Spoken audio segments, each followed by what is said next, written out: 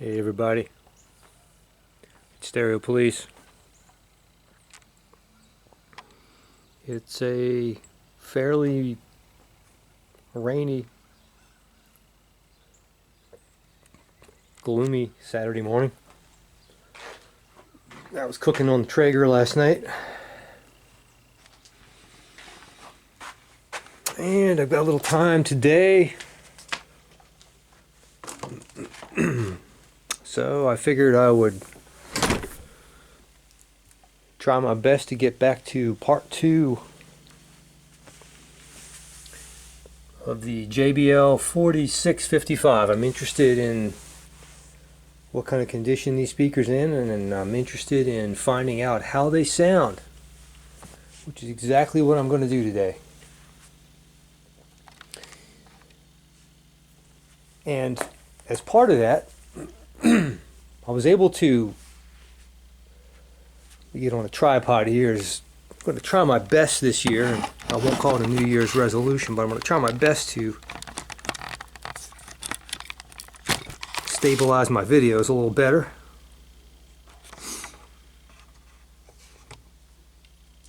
So yeah, as part of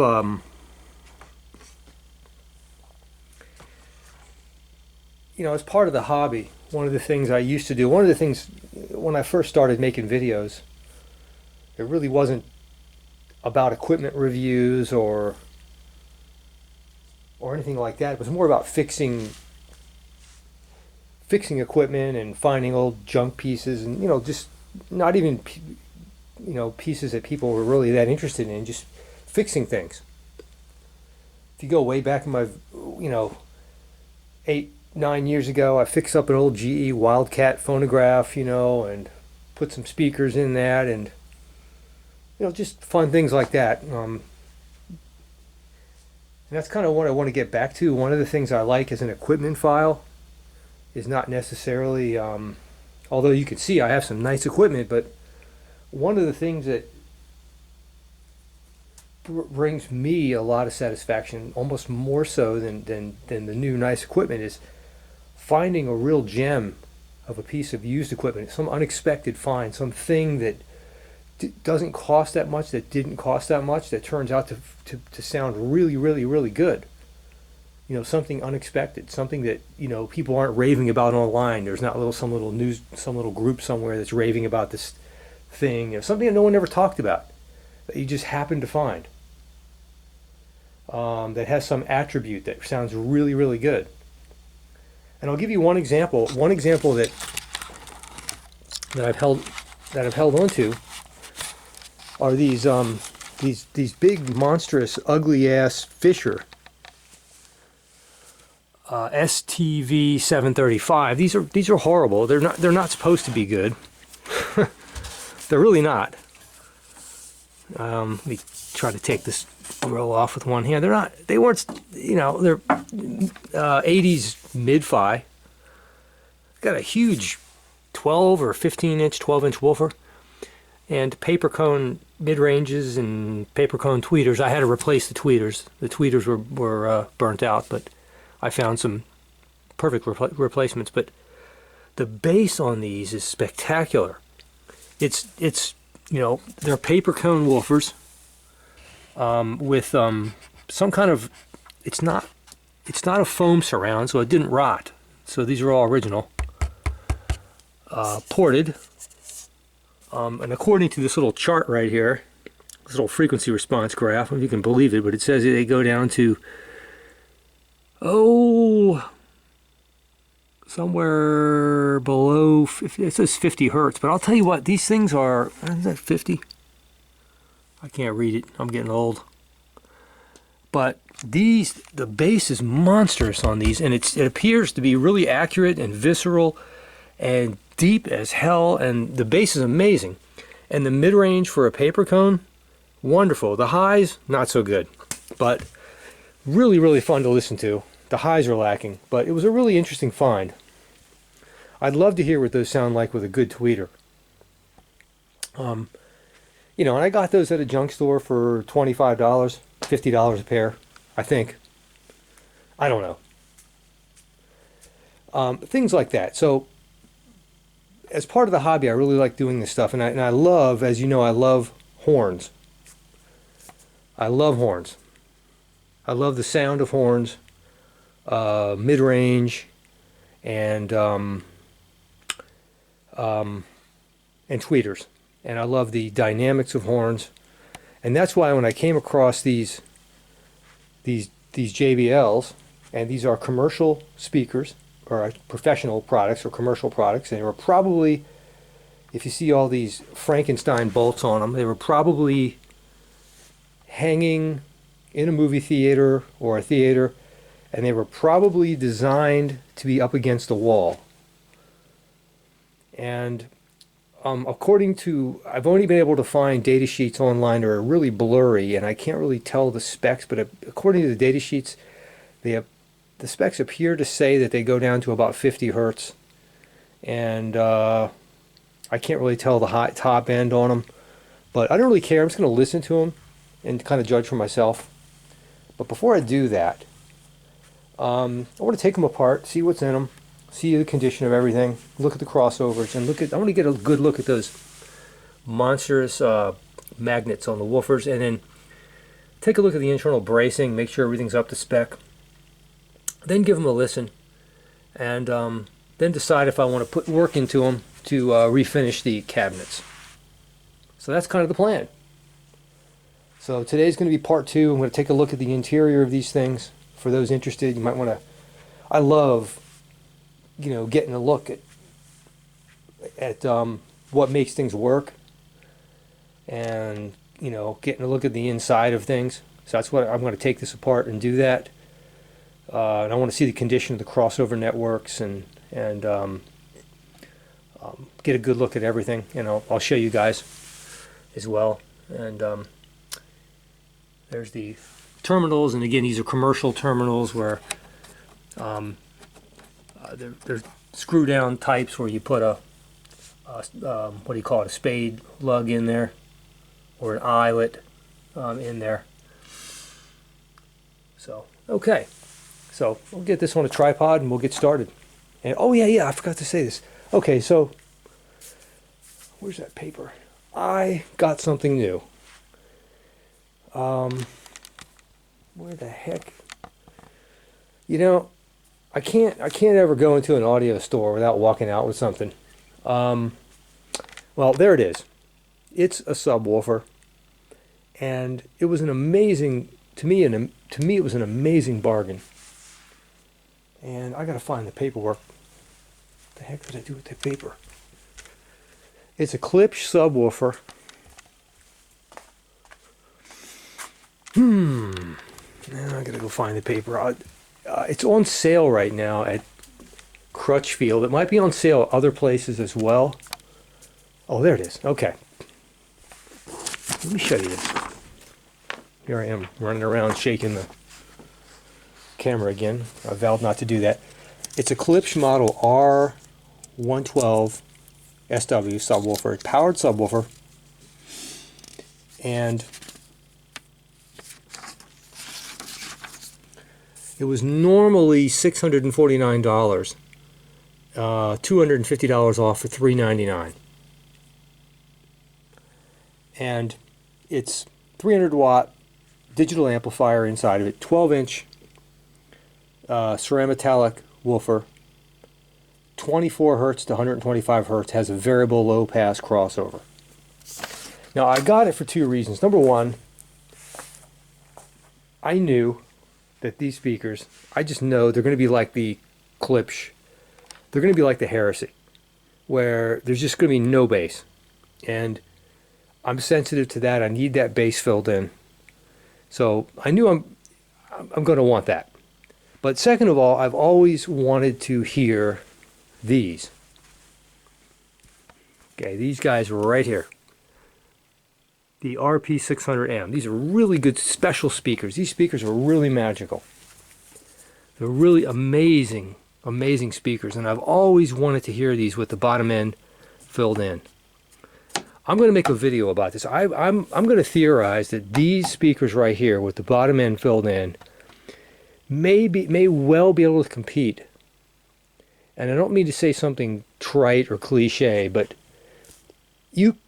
okay, these speakers are about $600 a pair, and that subwoofer over there was $400. So you know, these speakers with that subwoofer is about $1,000. A lot of money, I know, but I'm going to say that I'm willing to bet when these are coupled with that subwoofer, tuned in just right, that that system, that $1,000 system, would probably sound-wise be able to compete with systems 4 times as much.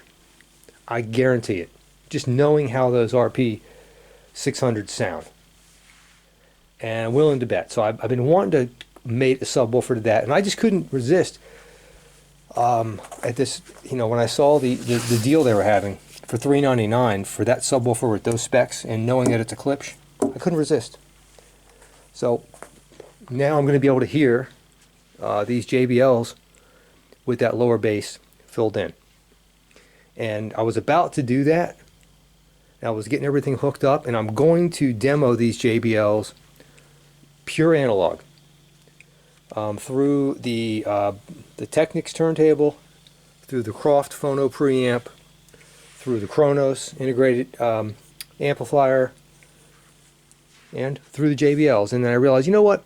Before I do that, I want to break this speaker down. I was about to hook this up. I'm going to break it down, take a look inside real quick, and look at everything, and I want to just measure everything, make sure there's no shorts, especially in the woofer. Just check the crossover, check everything out. I'm going to do the same with that speaker as well. Make sure there's no mice hiding inside there. Who knows what's in there? I don't know. And then before I hook them up and listen. So hang tight, let's get a look. We'll go from there.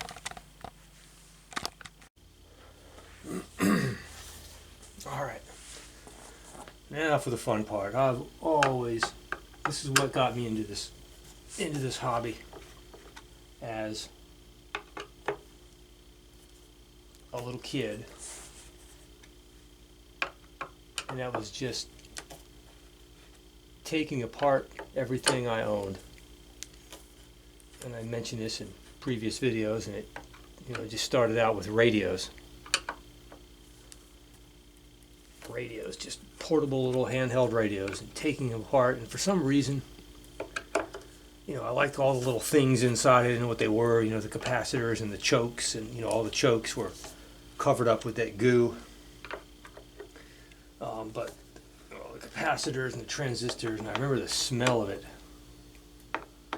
the smell of everything. But for some reason, I always wanted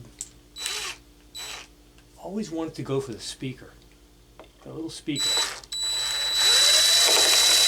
You know, something about the speaker. Always wanted to go for it, and it was always gooed in. I get my X-Acto knife and peel the goo away from it, and take the speaker out, and turn the radio on and watch the speaker. I don't know. It's fascinating. I don't know why. What the hell? Why? How do you get wired for this sort of thing? You know, you're born with this fascination by these things. You know, I don't know, but the whole thing just led. You know, one thing led to another, and before you know it, I was taking everything apart. Mom and Dad wouldn't buy me anything because I would take it apart, and a lot of times I wouldn't be able to get it back together. Especially, I remember the big mess was tuners. You know, they would get a receiver with a tuner. Oh, there's a gasket back there. And then, if you remember the old tuners, they had flywheels and a little string in there. Let me get you down here to see this. You know, and there were the analog tuners, and if you were to screw that little string up, you would know how to rewind it. And I'd always screw it up, could never get it rewound. So here we go. Look at the size of that magnet. And it's a cast, it's not stamped, it's a cast frame. This thing is huge. Crossover is pretty diminutive. Not much going on there. I see 2 chokes, what appears to be a capacitor and maybe a little resistor down there. I'm not sure. But it's pretty straightforward, simple.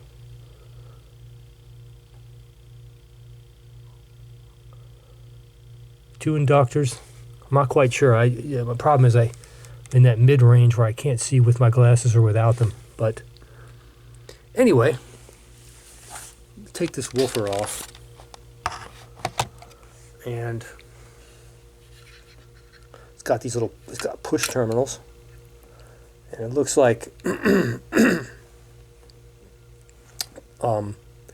ground is the striped with the black stripe on it,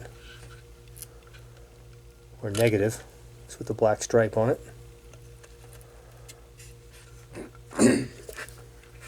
Apologize. I always apologize for my perpetual allergies, but I can't help it. It never ends with these freaking allergies. There's a gasket on here. I'm going to leave that there. And I'll turn this upside down very carefully. And let's get a look at the woofer. See what it is. So it's got a big vent in the pole. Goes all the way through. It's got some kind of foam in there. Huge magnet. It says JBL on the terminals there.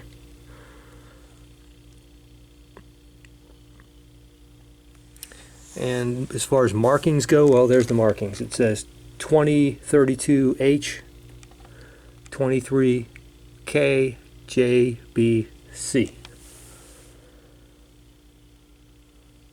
And the woofer's in great shape. Oh my God. Oh no. Holy shit. Look at that piece of wood. Oh.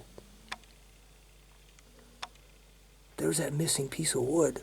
It's wedged in the woofer. Oh.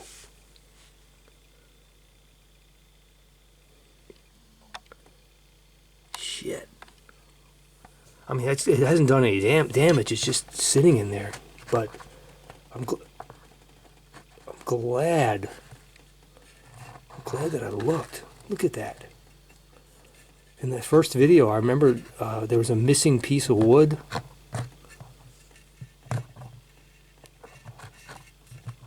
I'll show you where it goes. I know exactly what it is now. Ew. Yeah.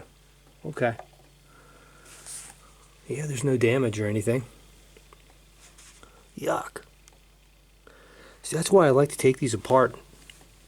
Case in point, you know, they're old and things fall apart. Well, that's part of the bracing. That's part of the internal bracing, and it goes. I'll show you exactly. I know exactly where that goes now. Okay, let me get rid of this woofer. I know exactly now. That explains everything. This woofer's really heavy too.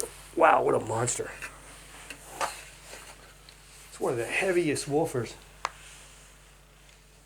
I've ever dealt with. That magnet is colossal. Look at the size of that thing. But it's in really good shape. There's no rot. You know, these commercial products were really, really built to last.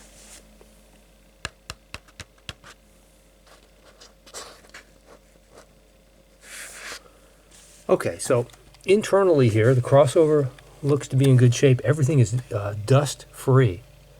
So you know, with these ports right here, you know this thing was used in an inside environment, in a dry environment, and you know the dust covers were kept on this thing. You're looking in here and there's just not an ounce of dust or dirt. So that's a good thing.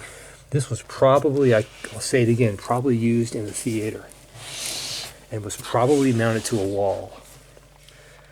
All right, so that piece of wood in that first video that was floating around, this is an internal brace right here. And there's a little piece, it was glued, and because this piece on the face is so thin right here, JBL decided to brace it from front to rear. And all they did was glue it. I'm surprised. It's kind of shitty. And so here's the piece of brace wood right here. There's another one there, and then this little piece that I pulled out of the woofer was probably up in there, but on the back side. On the back side. Yep, see there's glue on it.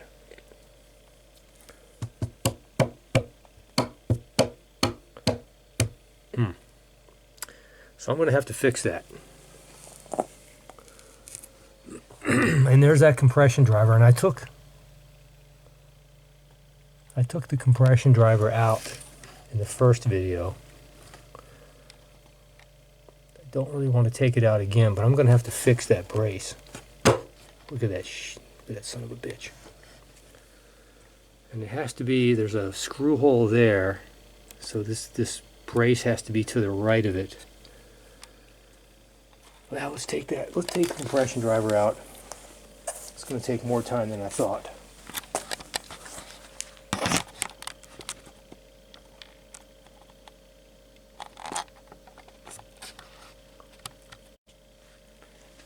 Okay.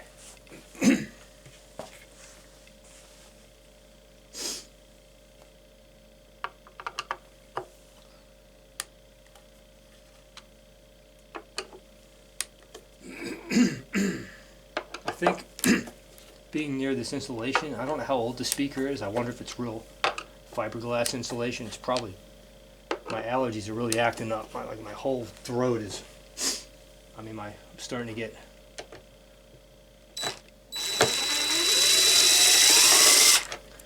so my apologies if I have to clear my throat, but it's the way it is. I think this insulation is really starting to do it. These are all machine screws, by the way. They're not wood screws. And there's threaded inserts behind here.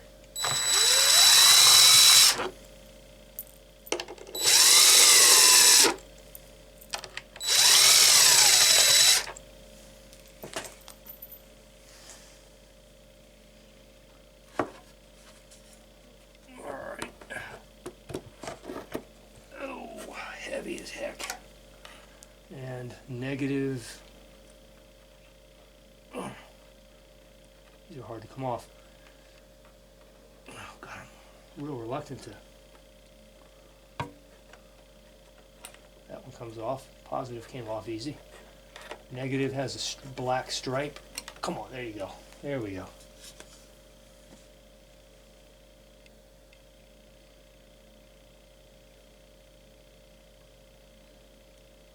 And it's marked. These compression drivers are marked. Let's take a look for any markings here. There's a positive that's molded into it. The horn itself is some kind of thermoplastic.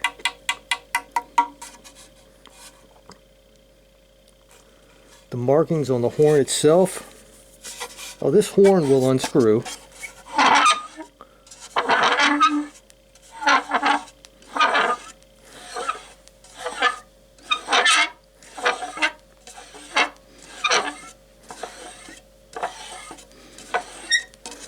I wonder if I should put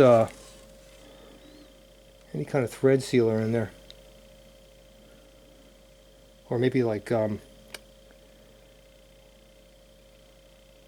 plumber's tape or something. So here's the compression driver.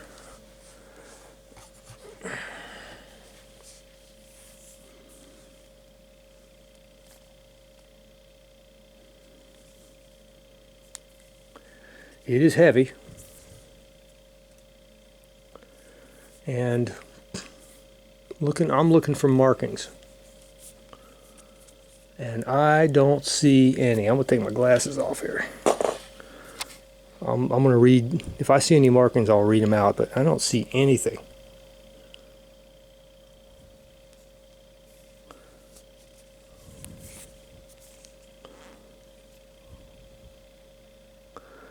There's a little bit of goo on it. I'm going to clean this up. Folks, I don't see any markings on this. Oh, okay. There's something in black ink on black. And I'm going to try to read it. And all it says is 1.7. Oh man, it's smeared.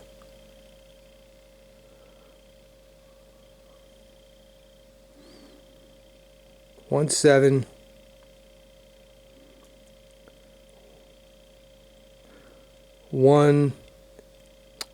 Be back up 171025.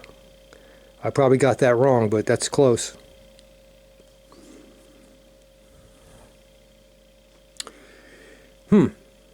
Okay. And the horn itself has a marking. It says PP5 11493. Well, that's probably a date. 11493. 1793. So this might give us an idea about roughly when this speaker was manufactured. 93, you think? That's a while ago, man. Wow. Could it be? That's older than I thought. Wow. Well, okay. So now the quasi-fun begins. I'm going to have to re-brace or fix this bracing right here. See this? All they used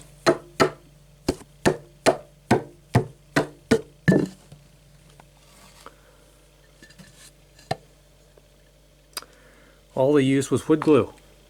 That's it. Does it even need a brace? Given that the crap's going to fall apart and float around in there, I don't know.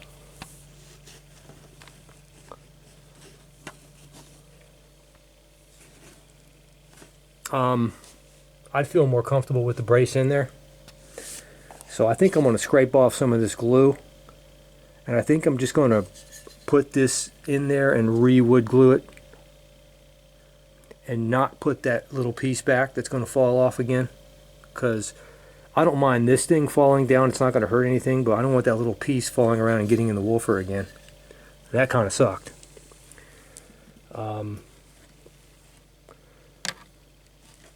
Let's take a measurement of the woofer's impedance, or not impedance, resistance.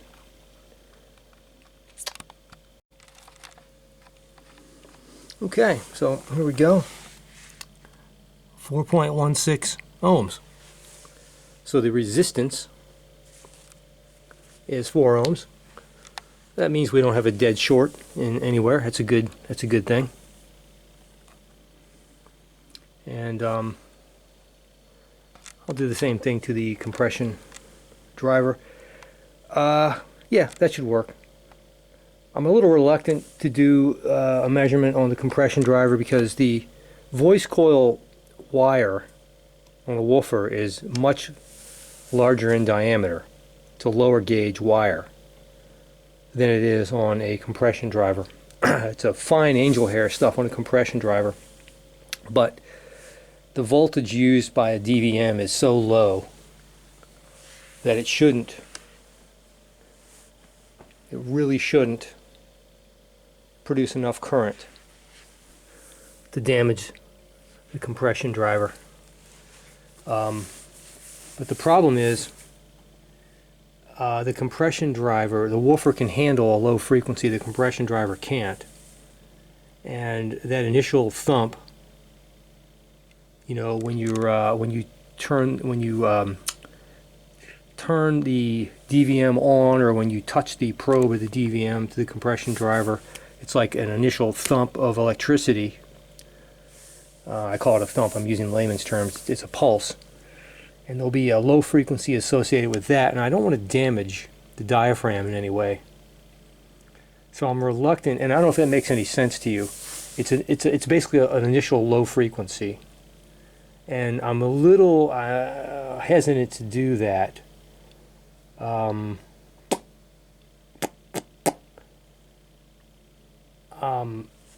I don't think I'm going to measure the compression drivers. I don't want to damage anything.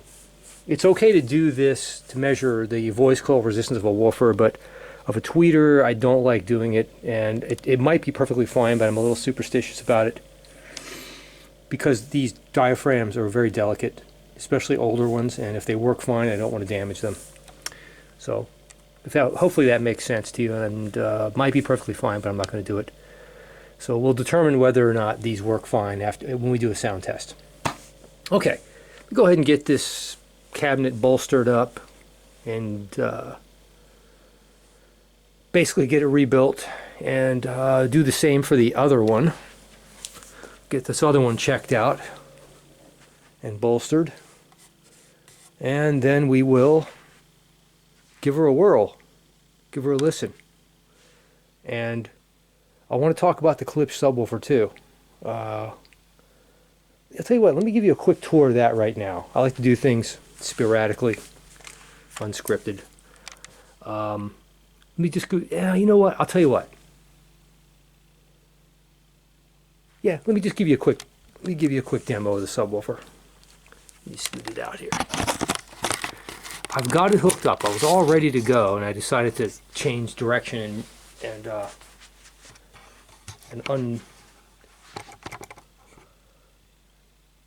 decided to change direction and do what I'm doing right now by disassembling the JBLs. But so here's the Klipsch.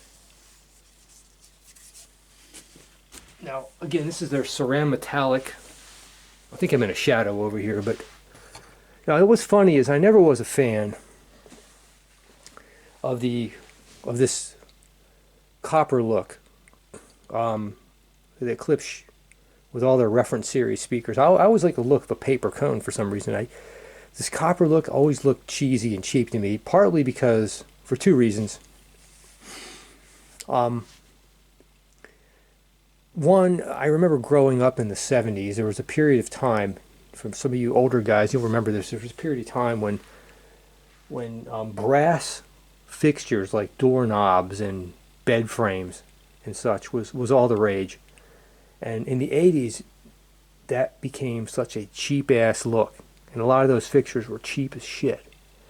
It was just a hideous look. So anything brass looking is just, cheap. Gaudy.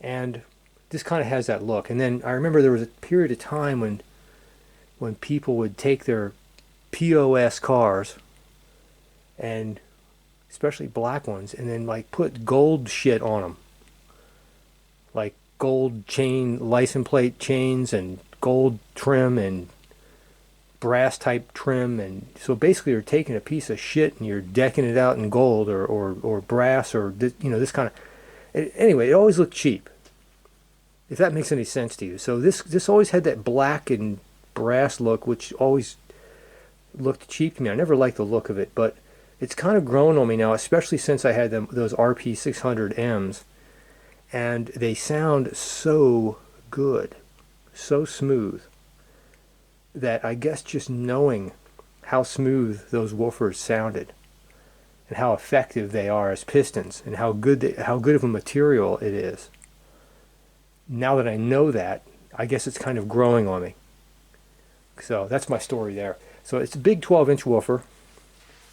This is a port. It's a slotted port down below. And back here,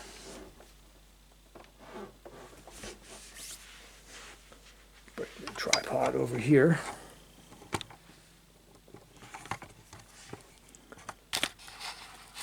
I'm going to take this off the tripod. So back down here, I think I'm in a shadow. My apologies, I can't move this thing because I'm all hooked up. But back down here, we have the power, your voltage switch from 220 to 120. That's a special port for, not focused, sorry. A special port for Klipsch stuff. I don't know how that works. Here's your line in. I'm running right now left and rights from the variable output of the Kronos amplifier. A lot of you who have integrated amps will have preamp outputs, that's a variable output, that works perfect. If you have a low frequency output, LFE, let me see, from your home theater setup, let me just show you. There's your LFE right there, the right one, the white one is LFE. But if you just have preamp outputs, there's your right and left. Right is red, left is white.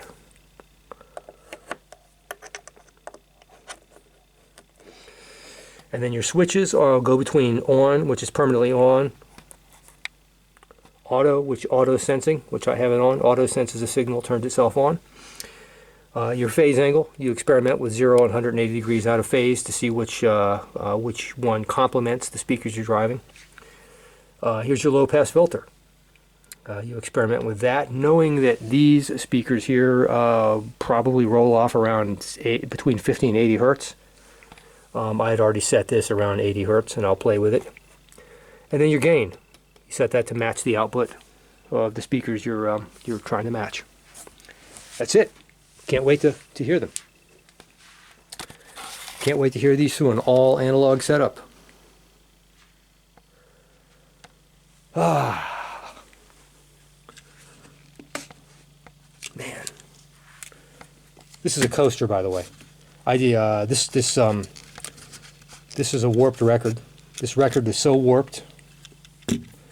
I was disappointed. I buy a lot of records from the local Goodwill. There it is. I don't know if you can see it. If you can see the warp right there. Get down. It was so warped. Right there. That the needle literally hopped. So I make coasters out of warped records.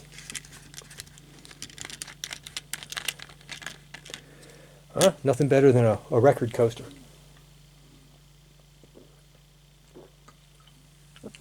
Works great. Where was I? Okay, so I guess you don't need to see me fix the brace, so I'll go ahead and fix that.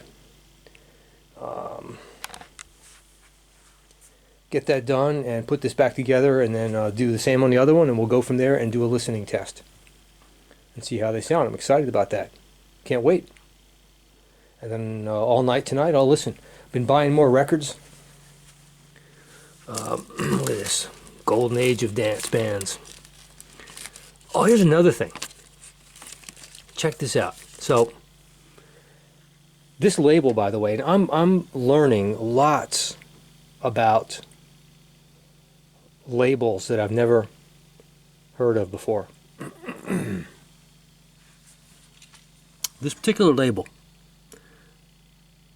Somerset, The Wondrous World of Stereo Fidelity. This sounds really, really, really good. I don't know when this stuff was recorded, but man, and I'll tell you what, some of these records were in really bad shape. And they were in such bad shape with oils and what looked like maybe a little mold or mildew or something. Lots of finger marks. Lots of unidentified shit in them that I just bypassed. You know, I have the spin clean over here, right there. And I just bypassed that and I went right to the hippie method. The old hippie method. That's where you get a little smoke, and then you chill out, and then that's an optional step, and then you get a couple of. I didn't do that step, by the way. Okay, you get a couple of microfibers. I actually do 3 of them. Okay, 3 of them. 3 microfibers. Okay. And then the first microfiber, completely wet under the sink, and I dump Dawn dishwashing soap all over it. And then rub the shit out of the record, both directions, both sides, with the Dawn soaked rag. Rinse the crap out of the record. Wipe it hard with the first towel, both sides, get most of the water off, do the final buffing with the third towel. I guarantee you, with the hippie method, it is cleaner than any record cleaning machine can get it on the planet. You can go get your $5,000 ultrasonic, you know, nuclear powered bubulator, you know, with foaming suds, whatever the hell these people want to sell you. It ain't going to get as clean as with this method right here. Why don't we go clean the record? I'm on a tangent, man. So I've been buying, check this out. I was at the store yesterday.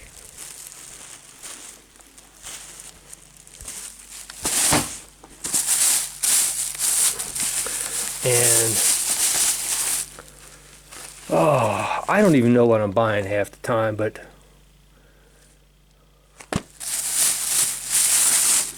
this is the Goodwill, then there's a local thrift store. And one of them I bought, music for the French horn. Huh? And then this one I thought was really cool because I'm really want to hear some of this. A collector's library, world of the world's musical masterpieces. And look at some of the pieces on there. Bach, Brahms, Chopin, Stravinsky, Mozart, Beethoven. And some of these were in pretty good shape, except for what looks like a little bit of mold. So that comes right up with the hippie method. But something like this. I'm going to show you this record right here. Look at this. This is a mess. And there's no way on earth that the record cleaning machine, at least my spin cleaning, would do justice to this. This needs a good rub. I'm not even confident this would ever be playable. And there's no way I would run this. I would want to put this on my turntable in this shape. But I was just curious, and I don't know what this is, but I bought it. It was so bad I bought it just to see how good I could get this. How good I could get it with the old hippie method.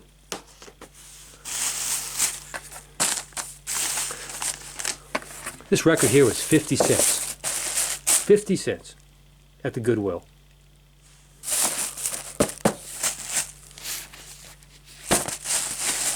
I gave him 10 bucks for it though. It's a donation. Okay. So I'm gonna I'd be curious to run that through the spin clean, look at it, and then do the hippie method. But I'm just gonna go straight with the hippie method because there ain't no way. Look at that is a mess. And you can see some of that stuff is, now there are some surface scratches in there, and I think they're just surface, but some of that stuff appears to be a form of a mold that gets on records. And that's really hard to get out. You need a little elbow grease to get that stuff out. Alright, I'm on a tangent. I think what I'll do, I need to charge my battery here on my camcorder, is go ahead and finish that up. I'll be back in a bit. Ciao. Okay, so I got the compression driver cleaned up a bit. Got the threads cleaned up a little bit. There it is. I don't know if you can see down the throat of it. I couldn't get the screen off. I don't want to take off the back cover. I don't want to screw up the alignment of the diaphragm at all. But I got it nice and clean.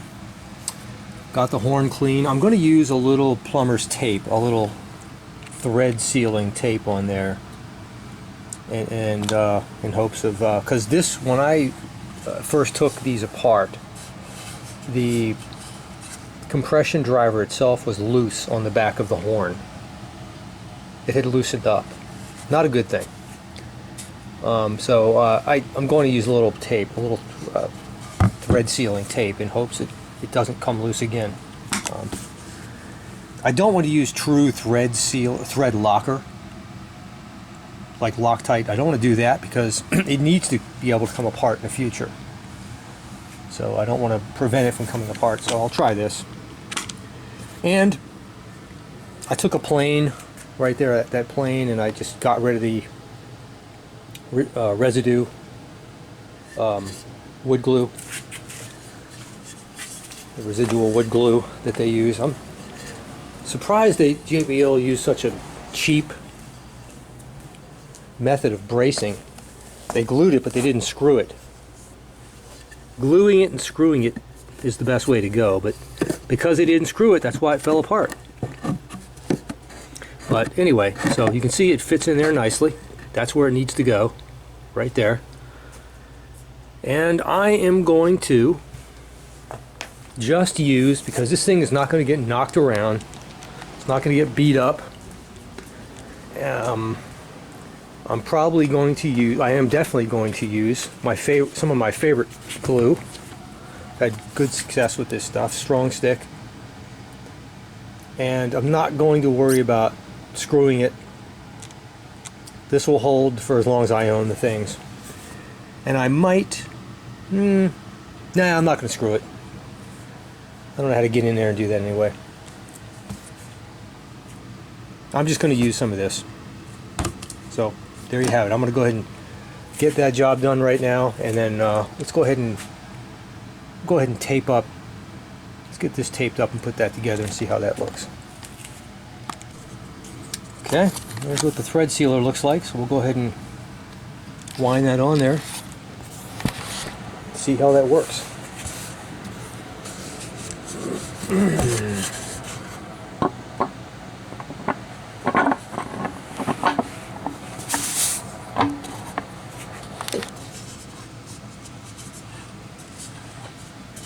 Trying to do this with one hand. I'm not sure I'll be able to. Got to feel where the thread starts. I think I got it.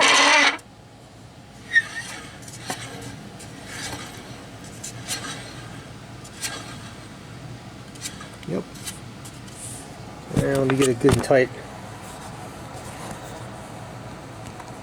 Wow, that's nice and tight.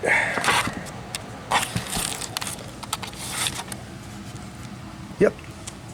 Can barely see the thread sealing tape down there.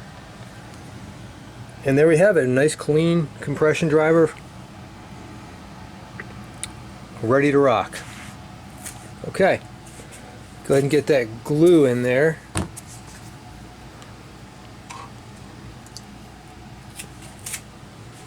I don't know why I would need to show this on camera, but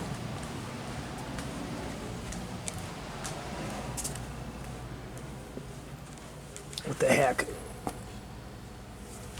There's the gasket. I'm going to leave that on there. I don't want to peel these up. Sometimes these old gaskets will break if you peel them up. That one kind of comes up a little bit.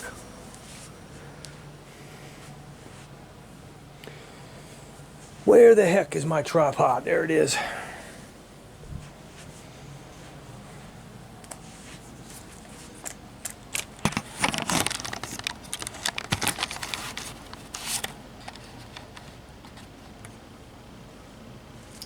Okay. A second. I need my coffee. See? The coaster gets a workout.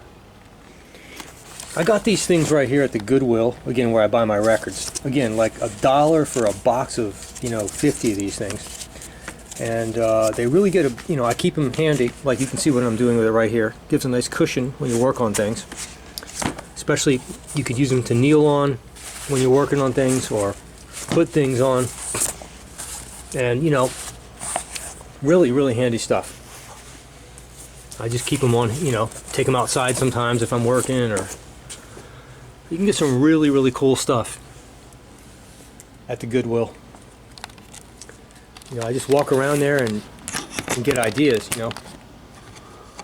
Sure, I'm not telling you anything, I'm just talking out loud, but... Okay, I think we can go in through the back, like, boom, like that, without making a big mess.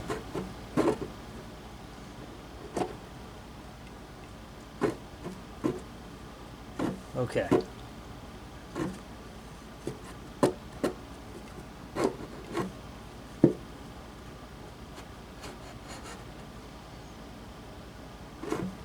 All right.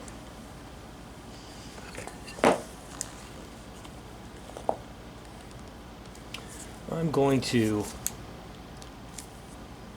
this stuff gets kind of finicky when it first comes out because the first part of it gets kind of dry. I'm going to shove some of this right up here because it's going to rub off. I'm going to shove some of it down here. Now, this is not harmful to the skin. I'd wear a glove if it was. I've worked with this stuff a lot, and when it dries really good. Nice and hard, and it holds things, holds all kinds of materials. I really like this stuff. See, I'm a big product guy. Loyal to products that work.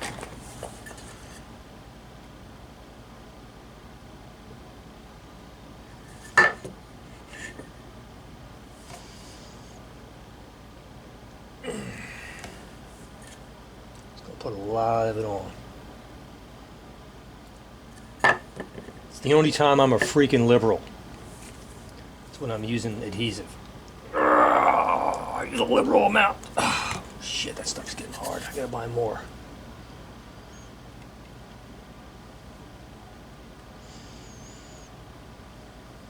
Okay.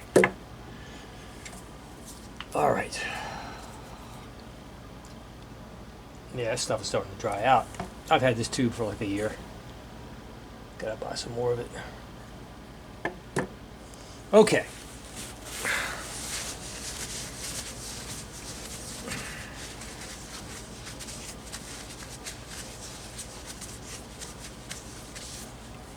There we go.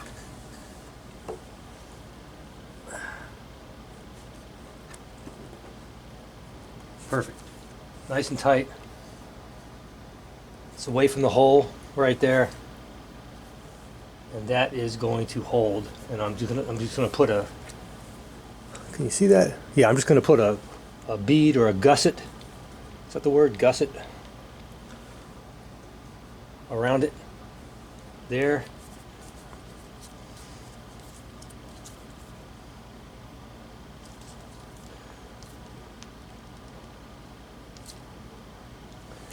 And down there. And then on the other side.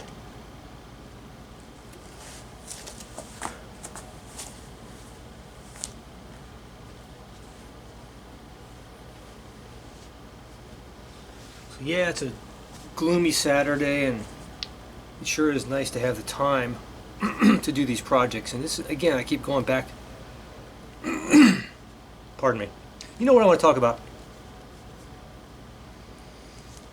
That's what's nice about not having a script. Is I could sit here, you know, when I'm working, I'm normally thinking about things other than what I'm working about. Well, other than what I'm working on.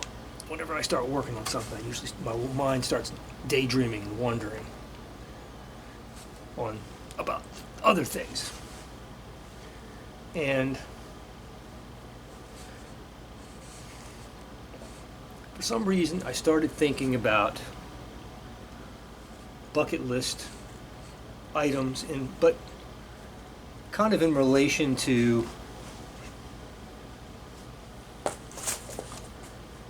the most, this might not make any sense, but in relation to the most beautiful things I've ever seen. And by things, I don't mean actions or, you know, beauty as in charity and helping people and donating a liver or saving someone's life. I mean things, material things, or things that exist. Just beautiful things. We all have a different concept of that. There's no right or wrong.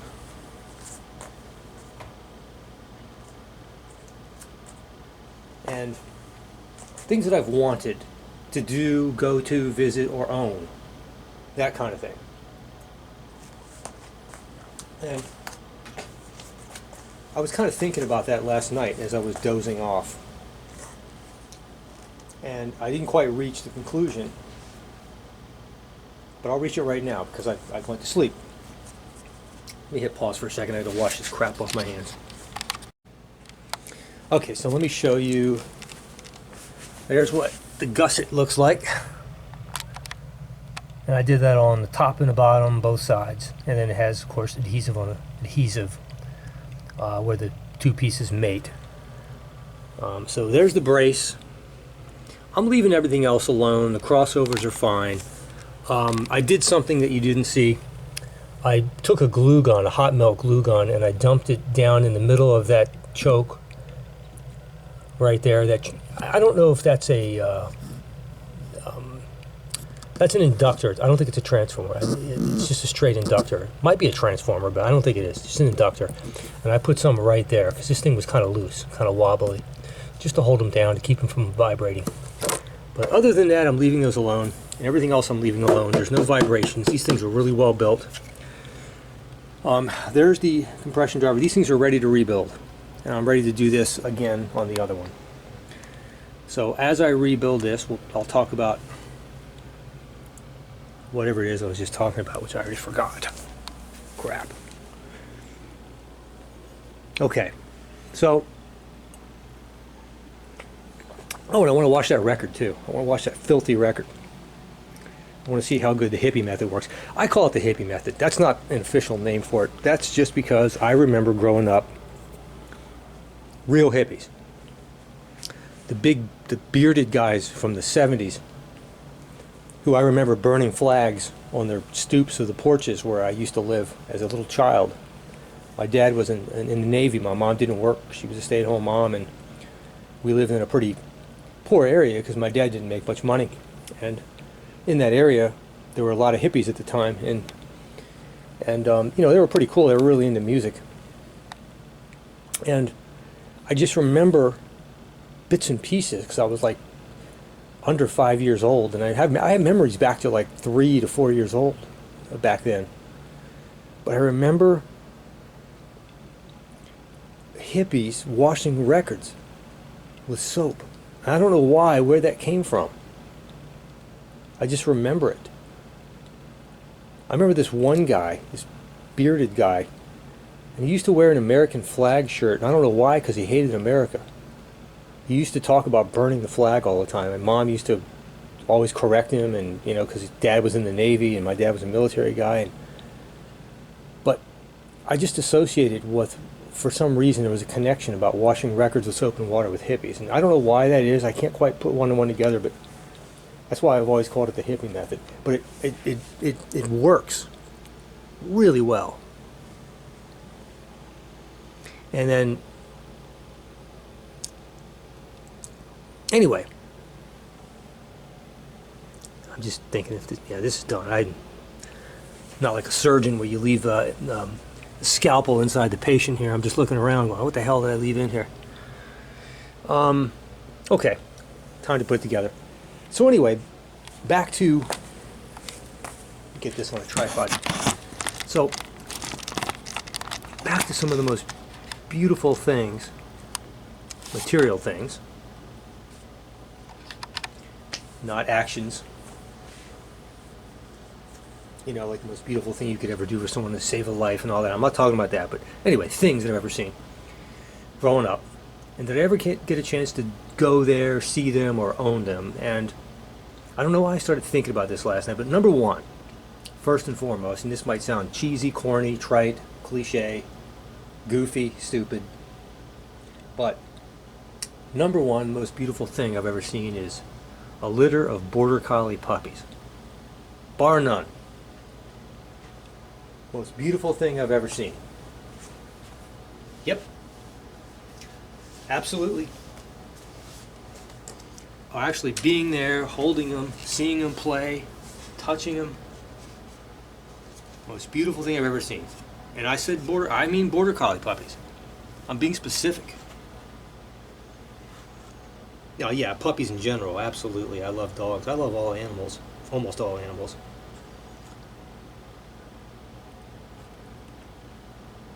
Almost all animals. I mean, they're all innocent in their own way, but, you know, puppies, I don't know. Something about the puppy. You know, I'm least fond of the human. Least fond. Because humans are not innocent the way animals are.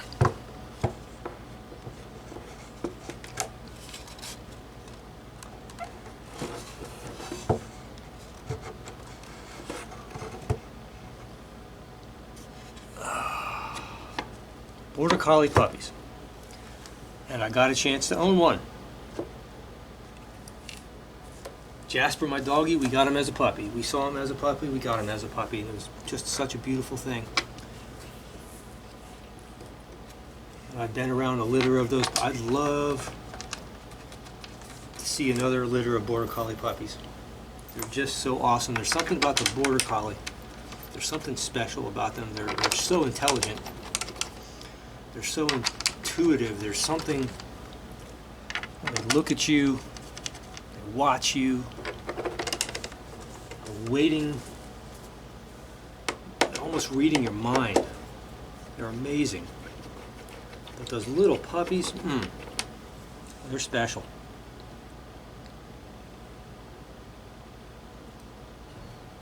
They really are.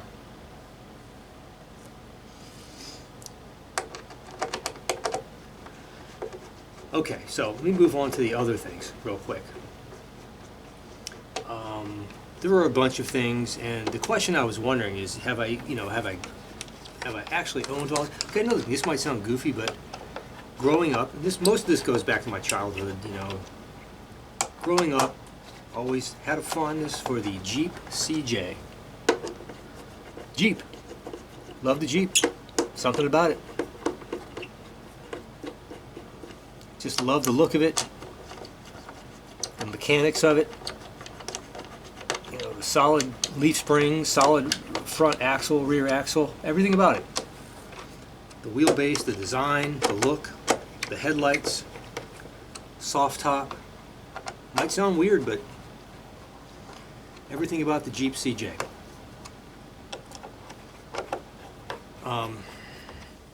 And yes, I owned one. Been there, done that.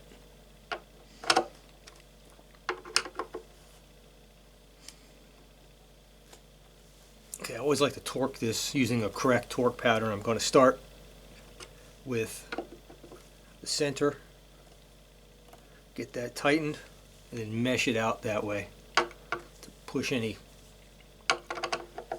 out to the side, as opposed to tightening the sides and it might bubble the center. Then you push the center down, which wants to push any bubbles out in the center of the sides and create undue stress in the middle. You get the idea. Man, this insulation really causes my allergies to go haywire. I'll say it again. I apologize. Being a bad host, clearing my throat, but I can't help it. So, love the Jeep CJ. Alaska, the state.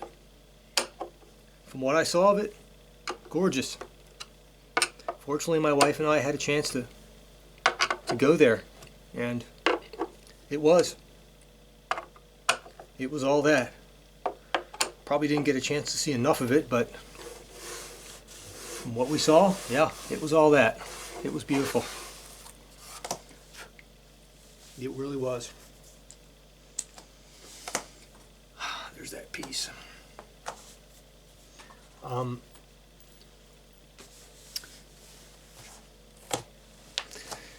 And the list goes on, and there are several other items on there, but here's one.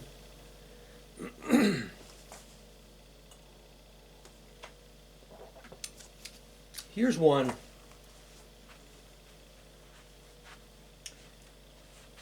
that came up last night. because I saw a picture of it. And this is going to sound funny, goofy, but it sparked my memory. And that is the Pioneer HPM 100 loudspeaker. Now, from an aesthetic standpoint, I've often mentioned I view audio equipment, because I'm an equipment file as well, but I view audio equipment itself not only from the standpoint of how they sound, but I also view them as works of art. Similar to how the company Bang & Olufsen, their philosophy. But but they're very sort of modern artsy, but I'm more of a retro kind of person, but works of art. And I always thought the Pioneer HPM 100, can't wait to get this together, I think this insulation is killing me here, was just one of the most beautiful loudspeakers I've ever seen.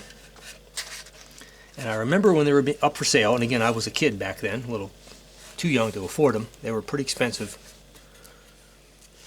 But they were for sale in department stores. There were several department stores around that sold them.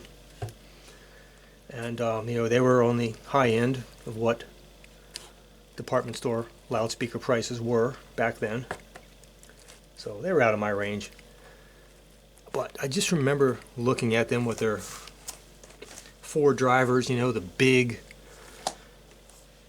12-inch white paper, I guess it was paper cone woofer with the corrugated black surround and the paper cone mid-ranges and the little tiny paper cone tweeter, and then that super tweeter thing. I don't even know how that worked. I don't know what that is. It was some kind of caged super tweeter thing, kind of semi-spherical or not spherical. I don't know what you call it. Like a semicircular, semi-tubular, I don't know what it is. I never understood how it worked, what it was, but it was a super tweeter thing in a cage. And I remember hearing them demoed, again there were several department stores that carried them. We had a store in Northern Virginia called Hex that had them. We had stores called Evans, Best, and Bell, 3 different stores. They carried them. There was a store called Memco. They had them. And I remember there was even a model that Best company had.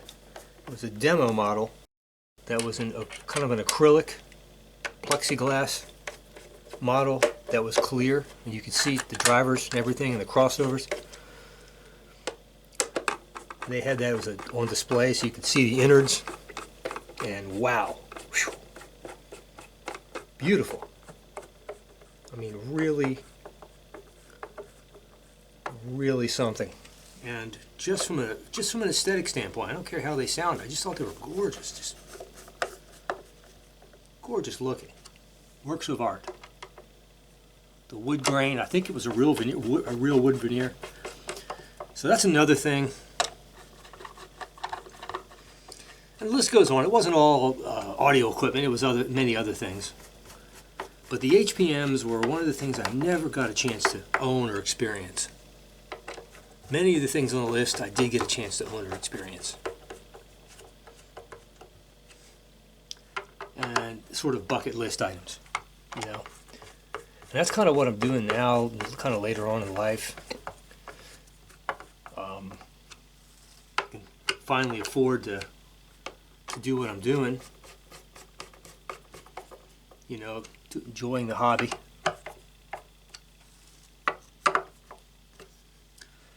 Okay, so here I'm gonna, let me see, this torque pattern here, I'm gonna, like there's a torque pattern for lug nuts. I'm gonna do a kind of a star pattern here as well. I'm gonna start here, go directly across, and then I'm gonna start over here, Star this way. And star back. Should end up back over there.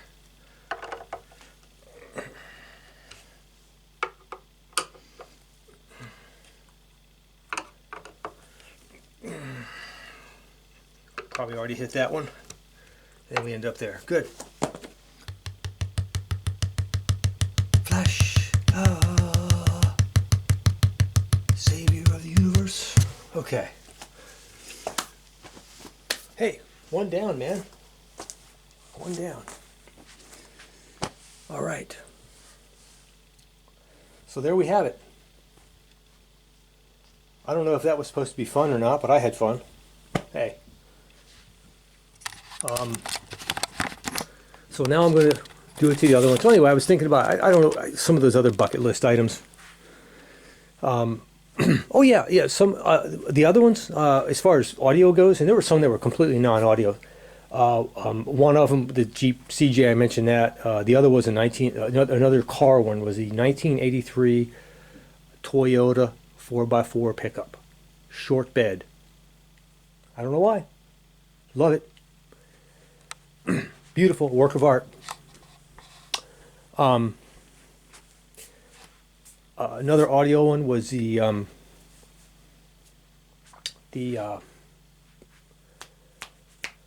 Macintosh.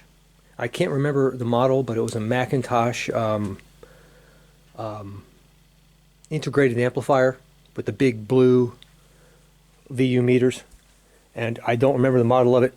I'd have to search around and find it, but it was just that big blue VU meter look. And the amplifier, integrated amp on the front, instead of tone controls, it had these little tiny knobs that were equalizers, you know, for different frequency bands. And I think it was an integrated amp. Could have been a receiver too, I'm not sure. But just a real work of art. Never owned that either. Never will. But I'd sure like to have those HPMs. I think I'm going to put those HPMs on my bucket list. Really. I want those. But they're hard to get, and probably most of them need to be reconed and are in really bad shape. But if I ever find a good pair, I'm going to grab them. Okay. I'm going to get working on the other one, and I'll be back in a bit. All right, Jasper decided to join me.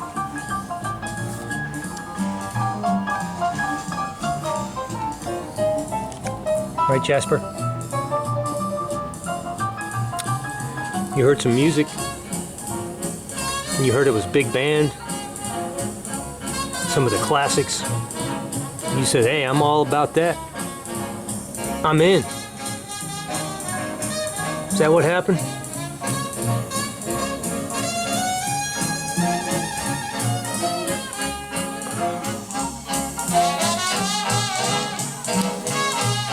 So I have not started yet with speaker number 2 because my ears were getting lonely.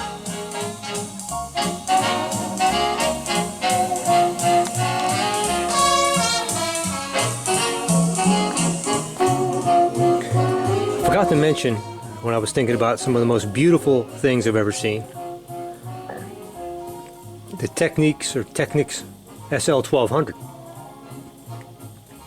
My favorite piece. Out of all this stuff, from the tube amp, from the Kronos, even the Luxman, out of all this stuff, for some reason, I just love the Technics, my apologies. I just like messing with it, I like playing with it, I like using it, I like the look of it. The 1200 GR. It's a fine piece of work, worth every penny.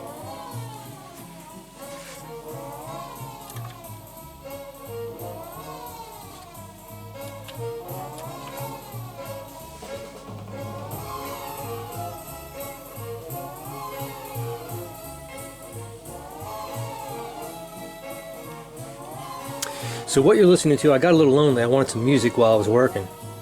So we're listening to the Technics playing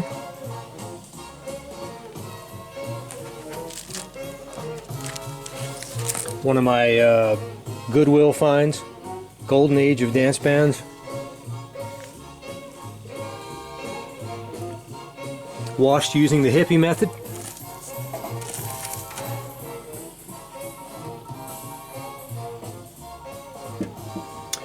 Signal fed into the Croft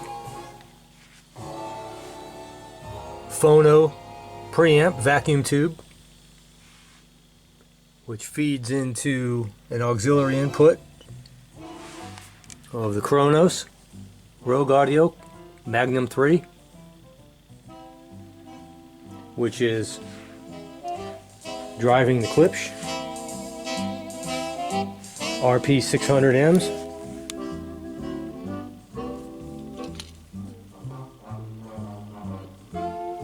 Supplemented by, and I just adjusted it, supplemented by the Klipsch subwoofer. Model R112SW. I just talked about that earlier. What a bargain that was.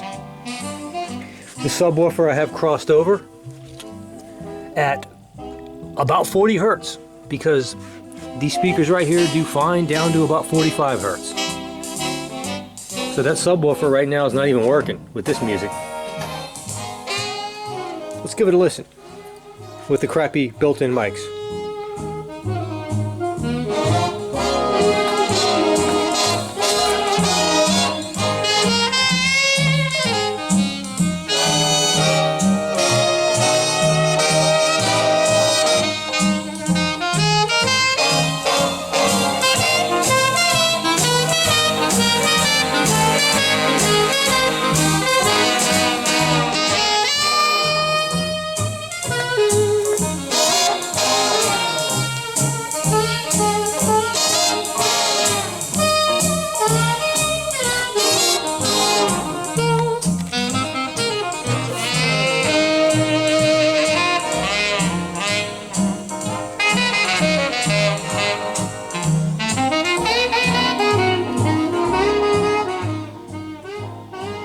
Tell you what, that's such a, I told you this label, that sounds really, really good, better than digital. Let's do this. Let me give you a sample of that. See, I'm on so many tangents today. This is going to be an epic video, you know. Let me take my good voice recorder here and get you a good sample of this at we'll do a wave file, uncompressed, 24-bit, 96 kilohertz. Yep, 9624 LPCM.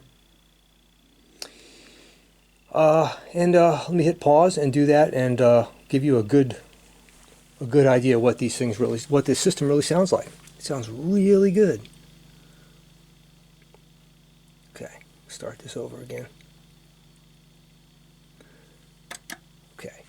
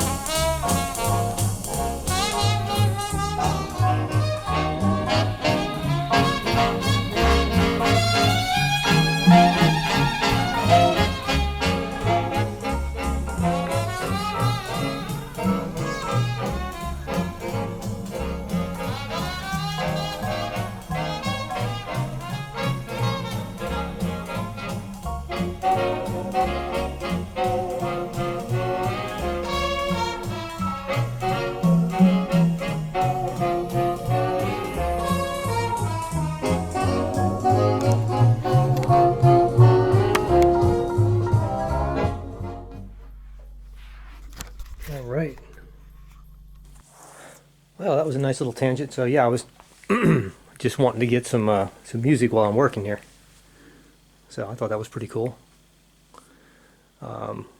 Okay, now I need to get on to this other speaker.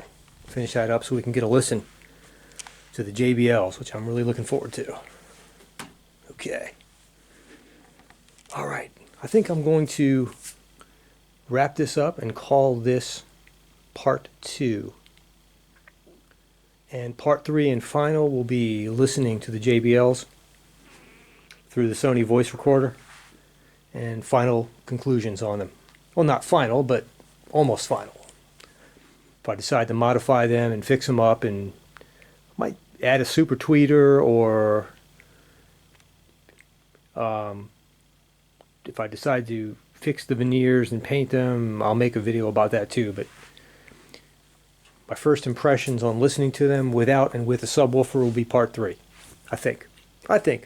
We'll see. Okay, let me wrap this up. Be back for part 3. Ciao.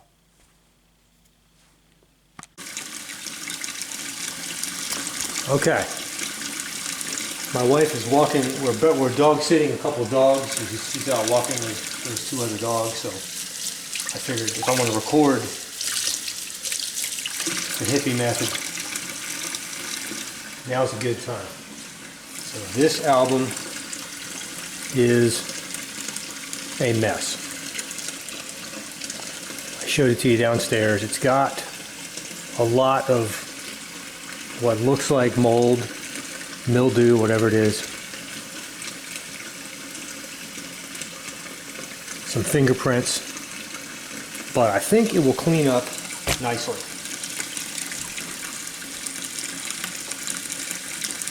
Alright, so generous amount of Dawn.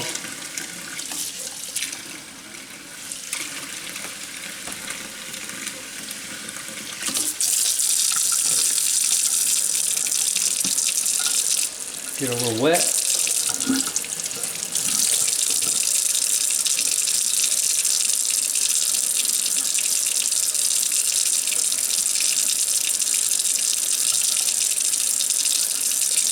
Both ways.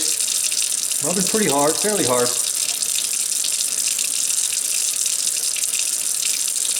Both sides.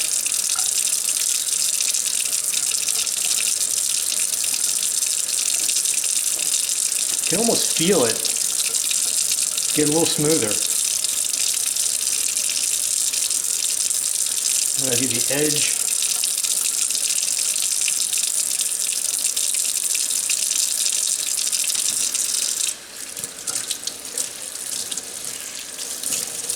See, I'm not an environmentalist, but I want a well. It's my own damn water.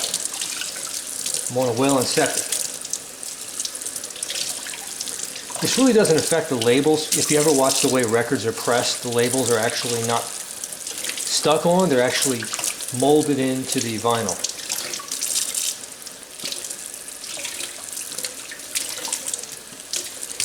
And then the first towel is, now what I do is rub kind of hard, because this is part of the cleaning process.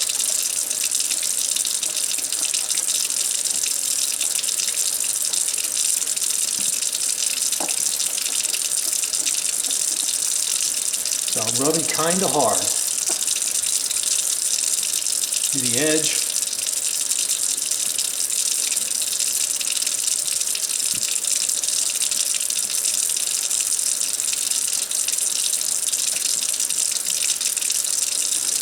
And then the second towel, which is completely dry, is more of a polish. You can really feel it, really feel it just slide on there like glass.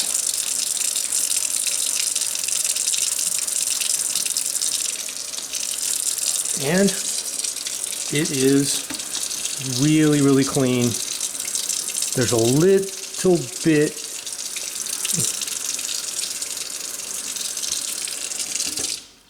there's a couple of spots I can barely see. There's a couple of spots where there's a little bit of what looks like that mold left over, but not really. I'm not quite sure what it is. but but it is 95% better, and I'm going to give it a listen. I don't know what that stuff is. I don't think it affects the sound, but I hear the dogs coming, so I'm going to hit pause.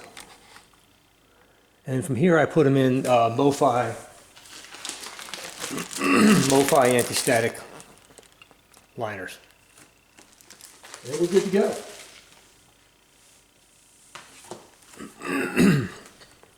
Oh, sinuses. Okay, sorry about that. I came back because I realized I wanted to do that, and before the end of part 2. And if you see any residual stuff on there, sometimes I just take a little, try to polish it out, but for the most part, this is a good record, and I'm going to give it a listen first. Ciao. Now, I keep saying I'm going to wrap this up, but I want to show you this one. Look at this stuff right here. That finger smudge stuff.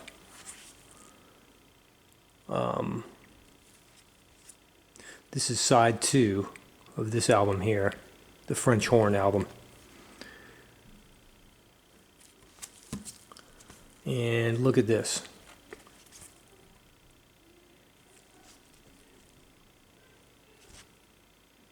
Side 1. This battery is almost dead, but let me just see what we can do with this.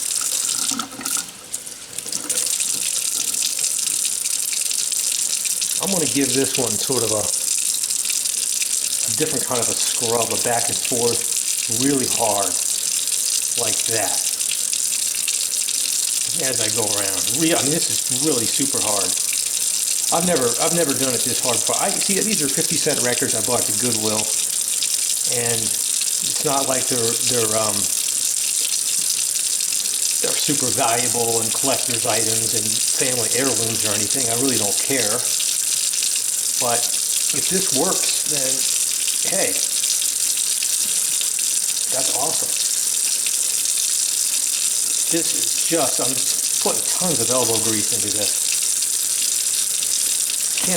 Oh shit. I can't imagine this not working. Try that.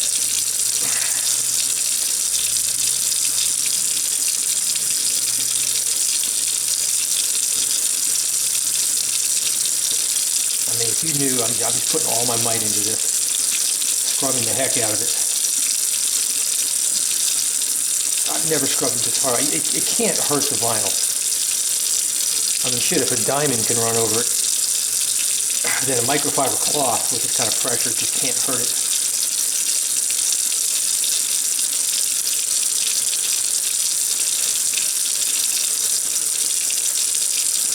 If this works, this might be my new technique for really, really dirty records. And this, again, this is a one-time deal. You never have to do this again. You know, you get it cleaned like this one time. And then keep it clean, and that's it.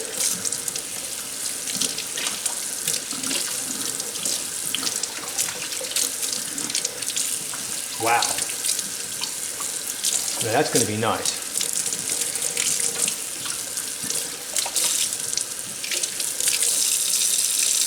Wow.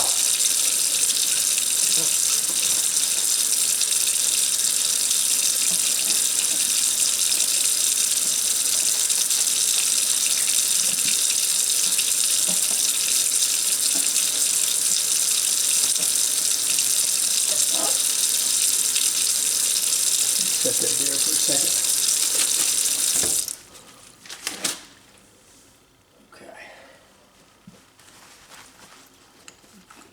So the last one is just to polish it. Really.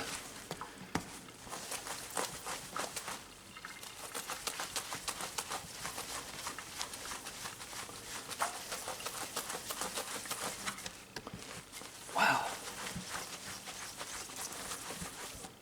Jesus Christ.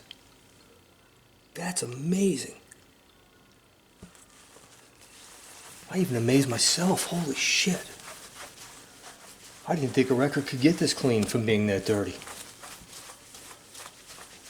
smooth as gold. My God. Okay, so check this out. Here's side 2.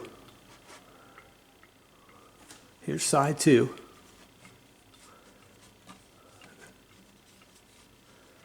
I mean, that is phenomenal. I don't know if how this comes across on camera, but all I see is the surface scratches, and I don't see any of the mold or mildew. I don't see any of the oils. That is phenomenal. Here's side 1.